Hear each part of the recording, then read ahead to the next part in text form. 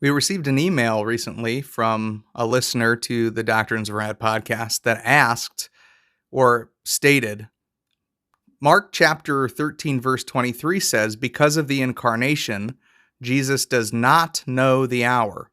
And because the Father is not a man, the Father knows the hour. The Father and Jesus are not one God because the Father is more knowledgeable than Jesus.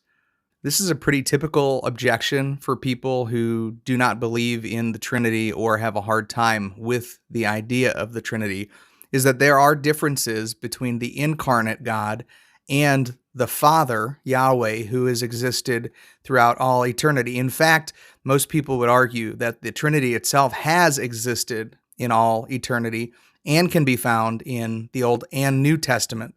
The ancient Jewish people had an idea of God becoming flesh even before Jesus had come. They understood that the times where Jacob or Abraham had an encounter with God, that they were seeing God in a more palatable form than he would be able to be in the fullness of his form. And we see an example of this when Moses asks to see God, and God allows Moses to see only his backside.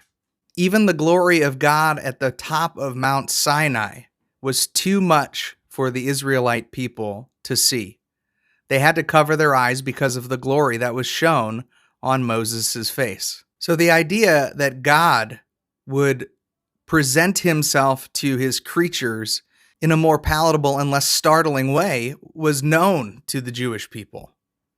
The man of God that wrestled with Jacob before his name was turned to Israel was very likely a pre-incarnate Jesus. In other words, Jesus before he had taken on the flesh of mankind that we read about in John chapter 1. So this person's argument is based on the fact that Jesus made the proclamation that even he doesn't know the hour of the coming of the Lord. And a lot of people will use this as some sort of argument that, well, see, Jesus was limited. Jesus wasn't God, because if Jesus was truly God, he would have known, because he and the Father are supposed to be one. Now, taking out of consideration all of the times that Jesus does say, I and the Father are one, or if you have seen me, you have seen the Father, it isn't too hard or startling to believe that when God took on flesh, he took on certain limitations of the human being's experience. For example, God, who has existed for eternity, has never been a baby. He has never had to learn how to walk or stand up or eat solid food. God limited himself in the character of Christ when he took on flesh. We see instances of Jesus sleeping in a boat when his disciples were worried about the storm that was coming. We see that Jesus was hungry. We see that Jesus is moved emotionally for the love of the people that he has, especially when his good friend Lazarus died. God is also not bound to time and space the way that his human creations are. And yet Jesus, God in the flesh, was bound to time and space. And there's one more Bible verse I want us to go look at. I want us to go look in Philippians chapter 2. Philippians chapter 2 verse 6 says, have this mind among yourselves, which is yours in Christ Jesus, who, though he was in the form of God, did not count equality with God a thing to be grasped, but emptied himself by taking the form of a servant, being born in the likeness of men.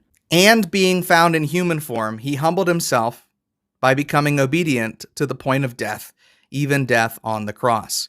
It would be better for you to make the argument that because Jesus died, he and the Father were not one. And yet Philippians 2 very easily explains that God humbled himself, meaning he didn't have to do it. He didn't have to take on flesh. And he certainly did not have to be subject to his own creative rules in becoming a man and dying on the cross. We should also remember that this all took place before Jesus had been glorified after his death, burial, and resurrection. Jesus was fully limited by his own rules, on his own accord, in order to come and die on the cross as payment for the sin of humankind.